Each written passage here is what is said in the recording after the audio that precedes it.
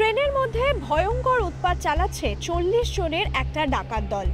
লুটপাট মারধর চলছে সবই। ভয়ে কুঁকড়ে রয়েছেন যাত্রীরা, অনেকে আবার ছুটোছুটিও শুরু করে দিয়েছেন। একদিকে আতঙ্ক, অন্যদিকে ভয়, আর ঠিক এর মধ্যেই ঘটে গেল একটা ভয়ঙ্কর ঘটনা।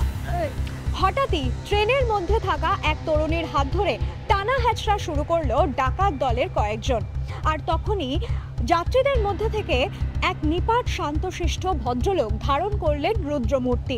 তিনি কে, সেদিন কি ঘটেছিল, এবার চোখ রাখবো সেই দিকেই। সালটা 2010।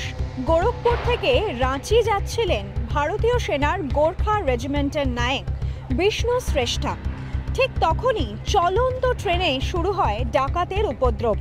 ছোট্ট একটা পুকুরে নিয়ে এক ইন্ডিয়ান আর্মি যেভাবে 40 জন ডাকাতকে ধরাশায়ী করেছিল তা লেখা হয়ে থাকবে ইতিহাসের পাতায়।